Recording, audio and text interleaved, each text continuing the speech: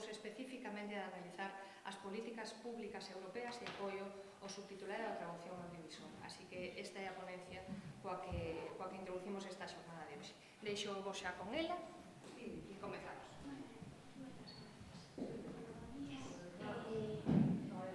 Primeiramente, mil disculpas polo retraso. Son temas familiares, hai que colocar a un par de elementos indesexables. Son moitísimo. Bueno, entonces, iniciamos a presentación. Voulles explicar brevemente cal é o percorrido que fago polas diapositivas para non percibilas como sesgadas, digamos, e logo xa paso a entrar na temática que fun planteando en cada caso.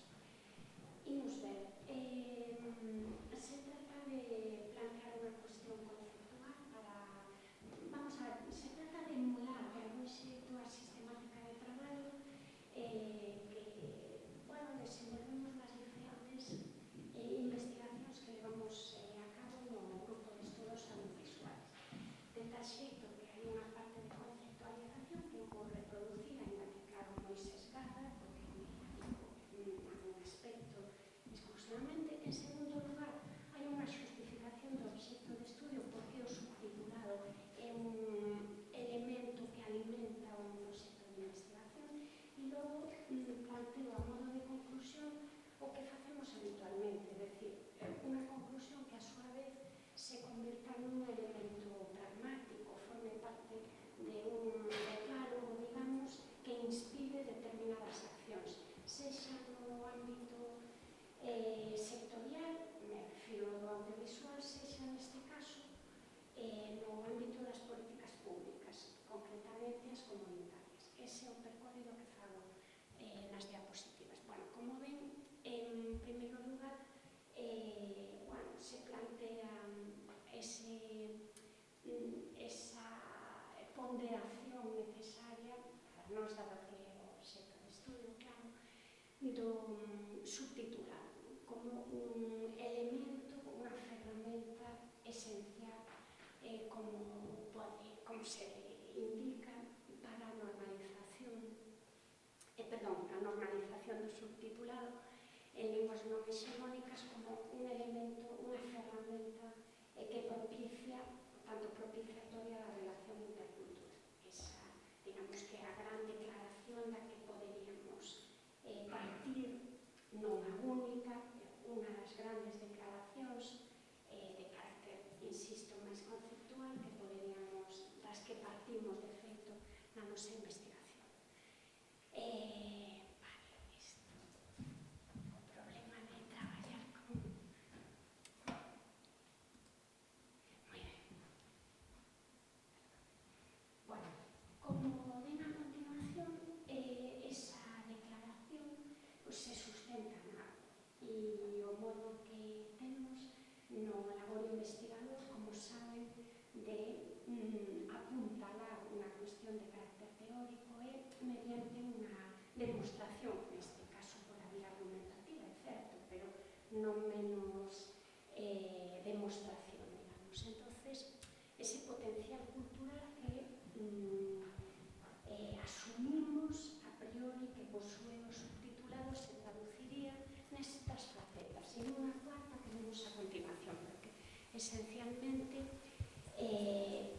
poden ver de que se trata unha ferramenta de inmersión, por tanto, que na aprendizaxe lingüística ten un rol recoñecido, ademais, institucionalmente. En segundo lugar, onde falábamos desto na reunión do grupo de investigación, a accesibilidade está vinculada ao subtitulado xa desde o punto de vista institucional, por tanto, unha ferramenta inclusiva, por suposto.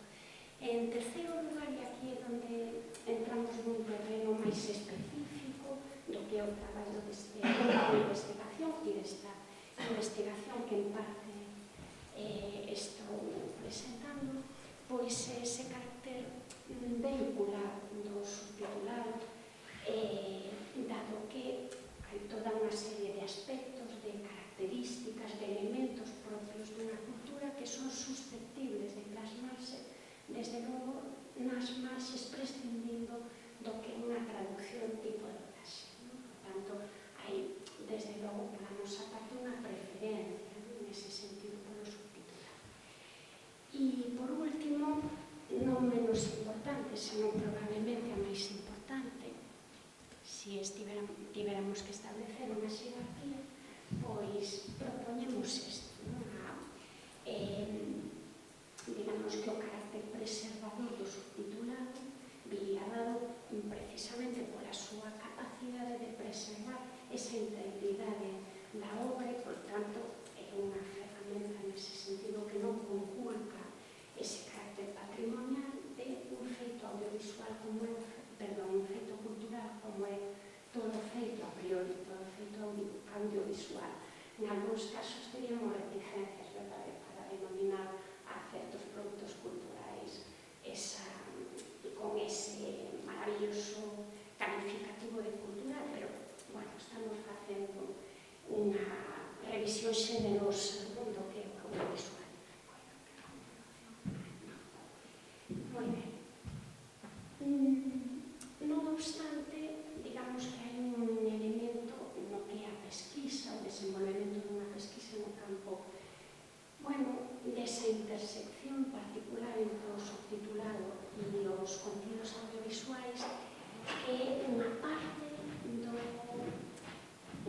das industrias culturais e creativas que ten máis que ver co entretenimento, coa cuestión netamente cultural, pero que pola súa omnipresencia, pois, claro, adquire unhas características en canto aos seus efectos, a súa trascendencia, a súa ocupación do tempo de ocio e, ao mesmo tempo, forma parte dentro das clasificacións institucionais do campo das industrias culturais e creativas, o mesmo nivel que audiovisual, que só vou facer mención, unha mención casi anecdótica ao universo dos videoxogos, pero nos sirve, digamos, para recoñecer que desde o propio universo industrial pois hai toda unha serie de reticencias precisamente incorporar o subtitulado. Por lo tanto, estamos designando a negativo que o ámbito cinematográfico quizás é un dos poucos recónditos sectores ou subsectores dentro das industrias culturais e creativas propicios para que o subtitulado en linguas non hexemónicas teña alguna posibilidade, porque hai ámbitos xa non emerxentes, senón dunha implantación absolutamente feroz, que son esos sectores predadores dentro das industrias culturais e creativas que non deixan marxen as linguas non hexemónicas para a súa supervivencia, máis alá da oral ou da literaria. Pero, claro, non é aí onde se tece exclusivamente o crucial da cultura contemporánea. Por tanto, plantea unha barreira realmente moi problemática. O que fago nesta segunda zona da diapositiva é plasmar unha reflexión, son datos que ofrece esta Asociación Española de Videoxogos, precisamente sobre a consolidación dese magnífico negocio que é o dos videoxogos.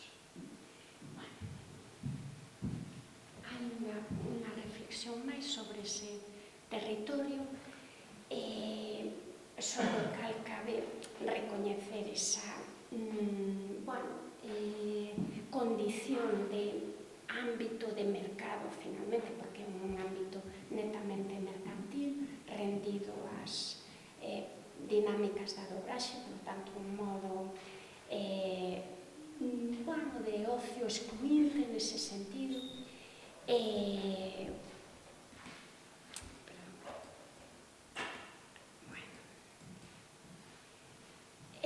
que ademais é preocupante ás veces o desinterés, sobre todo no campo dos estudios da comunicación audiovisual, en torno a ese universo profundamente paupérrimo realmente, pero que é amenazador e que convén desenvolver unha certa reflexión de carácter crítico, ainda que só sexa para enunciar o que non debe traspasar no territorio do videoxogo. E, por último, plantearles precisamente que esa amenaza ou ameaza dese territorio sectorial con respecto, concretamente ao cine, é algo que saliu onte ao longo de algunha das exposicións pola tarde, o feito de que probablemente o ámbito cinematográfico está en retroceso en certas capas poboacionais que representan finalmente o futuro sustento desto denominado civilización. Entonces merece, si cabe, ao mesmo nivel que outros ámbitos, unha certa reflexión.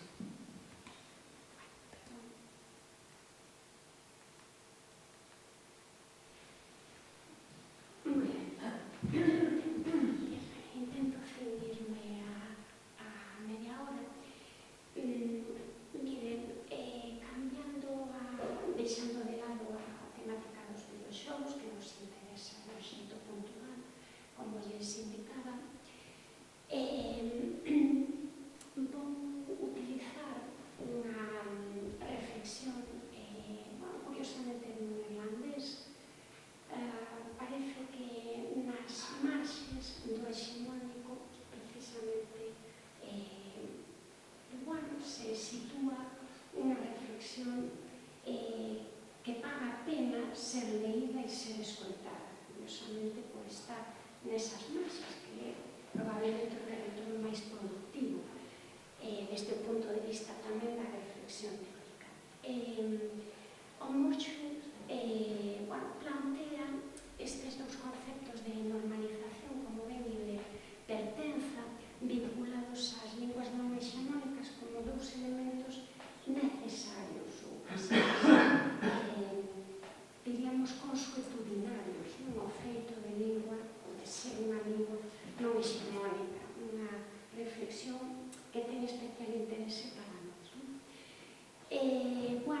De tal xeito que el dice, por outra parte, que dado que o espacio mediático, e aí é onde situamos a cuestión audiovisual, pois é un espacio que ten un sobredimensionamento, unha omnipresencia, diríamos, absolutamente incontestable, pois, digamos que a súa incidencia posúe unha capacidade para incidir e, polo tanto, plasmar esa necesidade normalizadora, esa necesidade a súa vez de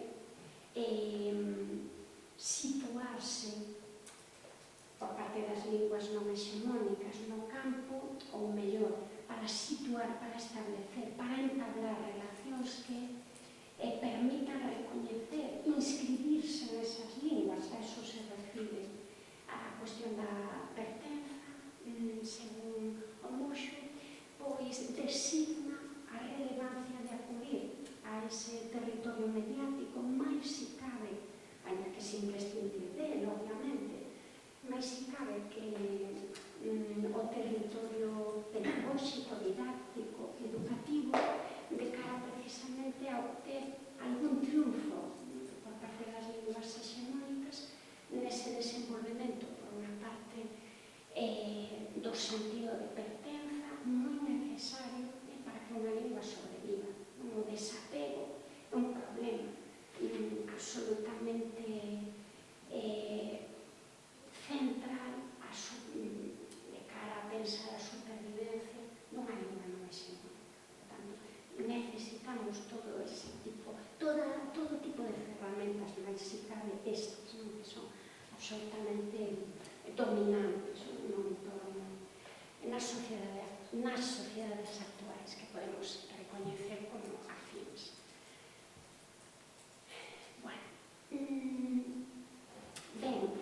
Polo tanto, a idea sobre a que incide a diapositiva precisamente esta, a do estatuto preeminente, como se indica do subtitulado, audiovisual concretamente, nesa tarefa ineludible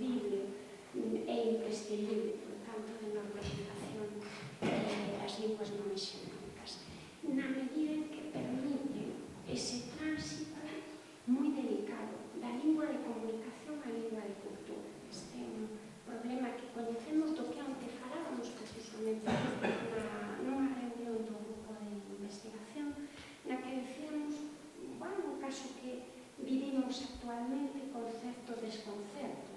Os nosos xoves, mozos, perdón, e os nosos nenos probablemente nunca tiveron un uso tan absolutamente, tan culto, tan pulido da lingua galega e, sin embargo, non a utilizan como lingua propia, como lingua materna, como lingua de cultura, prefiren outras, como, por exemplo, o inglés, que é o idioma electrónico por excelencia. Eso plantea un problema que hai que primeiro enunciar e a continuación erradicar. E iso pasa por pelexar, en certa medida, o uso do subtitulado no campo audiovisual, fundamentalmente. Non é a única tarefa, pero é a que nós podemos acometer.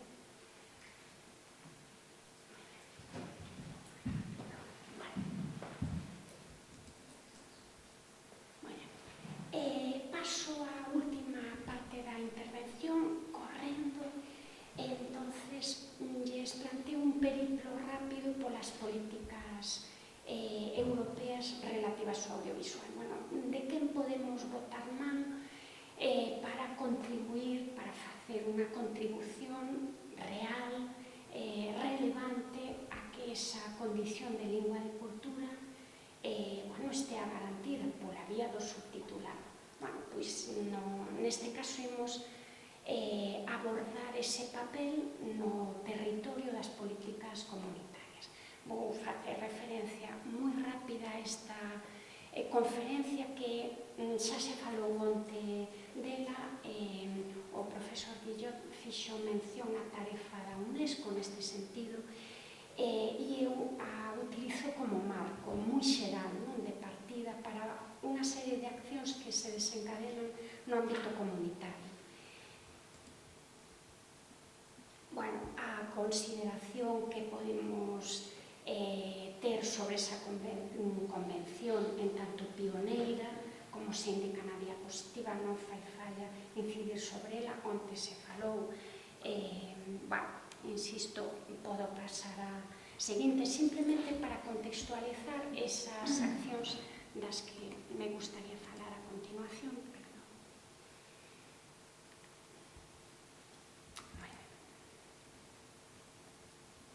Bueno, digamos que para concretar esa convención que pertenece a ese mundo das declaracións necesarias, un tanto grandilocuentes, non obstante, pois digamos que esa declaración maravillosa podería entenderse ou encadrarse neste propósito que se indica na diapositiva. Como ven, o desenvolvemento dunha serie de artiluxios que diante de certas amenazas determinados países desenvolven, é dicir, dun xeito cooperativo. E nese desenvolvemento unha boa parte da Europa comunitaria estaba comprometida.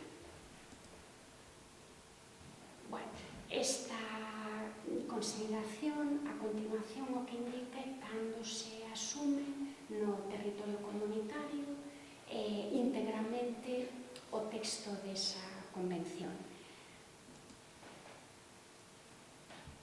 E, por último, pois, digamos que a reflexión máis interesante para nós, desde o punto de vista investigador, é recoñecer como a convención serviu de excusa, quizás no bo sentido, non lles planteo unha diatriba maniquea, Europa foi mala, foi boa, senón que sirve realmente de parapeto, ou serviu de parapeto para que Europa puidera asumir unha extralimitación, unha extraterritorialización ou unha internacionalización da súa produción cultural noutros mercados, para o cal necesitaba certas garantías frente a mercados ou a industrias profundamente agresivas e, por tanto, agresoras, como podía ser a estadounidense concretamente.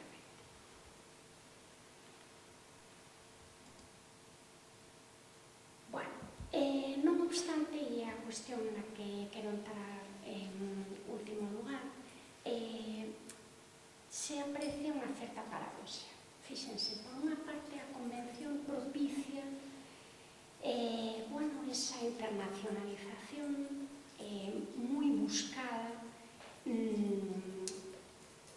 desde logo comunitaria, cara a terceiros países. Pero, ao mesmo tempo, e nesto radicaría o carácter paradóxico, como é posible que nos pequenos territorios que integran esa comunidade precisemos que nesas esas formas de goberno subnacionais desenvolvan normas específicas para garantir que as culturas particularizadas, a pesares desa magnífica convención, non teñan as suficientes garantías de supervivencia como cabería agardar en entornos como comunitario absolutamente lanzados a entrar en mercados de terceiros países e, en certo modo, plagalos de producción europea, que non funciona na política comunitaria para que, sin embargo, internamente haxa desequilibrios destas características.